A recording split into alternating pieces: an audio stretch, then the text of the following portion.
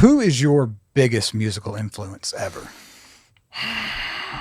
I got to start at the beginning with when I was growing up. My father was a minister, and I was in church a lot, so it was a lot of gospel music, and we were pretty conservative on what music could and was played in my house, but we could get away with Elvis Presley because Elvis had a gospel aspect to him, and I think it was kind of tame at the time in the 90s, even though in the 50s, they would only show them from the waist up, And so I remember seeing Elvis for the first time. I remember hearing him, and I was like, what is happening, man? This is my guy. And I was a white kid in the South growing up in the church, and I just connected with who loved R&B, who loved country, who loved all these genres and loved them when they all got put together in this gumbo. And so, I mean, I got to say Elvis is my main influence. And then when I got to college here in Nashville is when I would loved Garth Brooks already.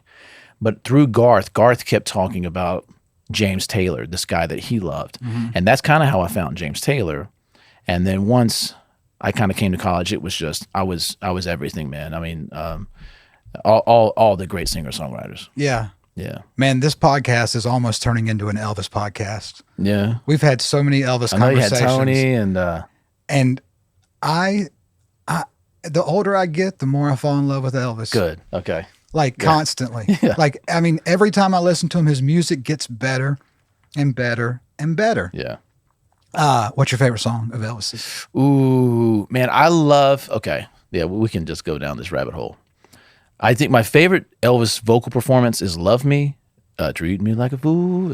And love that one. He did this, these tracks with Chips Moman and in American Studios. This was kind of, I guess, late 60s, early 70s, where he did Suspicious Minds, kind of that type stuff. But he's got a song called Kentucky Rain. Oh, yeah. You know Kentucky Rain? Dude? Yeah, I don't know why. I love that song. I think that song... He sings the hell out of it. He does, man. He kills that song. And it's like so over dramatic, but it works for Elvis. And I think it's got...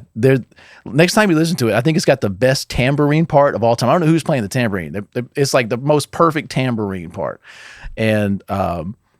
there's that. Gosh, man, I love the Sun Record stuff too, though, because it's so raw, and and he's so young, and like you talk about Jimi Hendrix coming out of nowhere and kind of blowing people's mind. I mean, this guy, I think he's the most important musical artist of all time. I think if you 100%. take Elvis out of the equation, the building crumbles. Yeah, he was this emergence of really. It's when white music and black music came together, and they say he's the king of rock and roll. He didn't want that title. There were other people who came along who helped build rock and roll.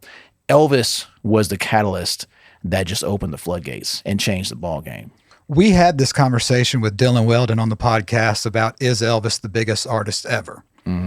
And listen, I know it's subjective. Everyone has their own taste, but as far as the longest lasting legacy, it has to be Elvis. He's in the conversation. I think you got to talk about Elvis. You got to talk Michael Jackson. You got to talk the Beatles. Who do you think's the biggest female artist of all time?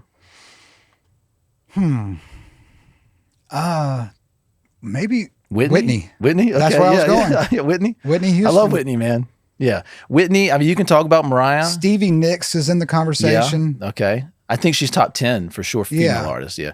I think you've got Aretha from a talent perspective, man. I think Aretha. You can go back to Ella Fitzgerald. I mean, you used to listen to her, and it's just flawless. Ella's phenomenal. But with Elvis, I've always appreciated that he was not afraid to cross any racial boundaries. He incorporated everything into his music. And now the weirdness of it is in woke culture nowadays that people are criticizing him for it. It's some kind of form of cultural appropriation, when I always have said it should be appreciation. Yeah. That's where we dim the lines, and life becomes better for us all when we all appreciate each other. Yeah. Calm down, internet. But yes, I'm with you. So I get defensive when I hear those people say that about Elvis, because I feel like he was being authentic to himself. Right. That's exactly who he was. That's where he grew up. Yeah, he appreciated R&B music. He appreciated gospel that was being played in the black church, gospel being played in the white church. He appreciated country. He was booed off the Opry. Let's not forget. Like he was coming and being exactly who he was, dressing like he wanted to dress. He didn't know what he was doing. He was just being himself. And if someone's being authentic to themselves, how are they appropriating from anyone? Yeah, I don't get it. Yeah, I don't like when those conversations come up. Now, there are examples of cultural appropriation we can talk about. I think Vanilla Ice, you can say, come on, because it wasn't authentic. Yeah. If you're not being authentic and you're trying to be something you're not, let's have that conversation. But when it comes to Elvis, no, I get defensive, man. Thanks for watching this clip of Country Drive. To see more in the future, please hit like and subscribe.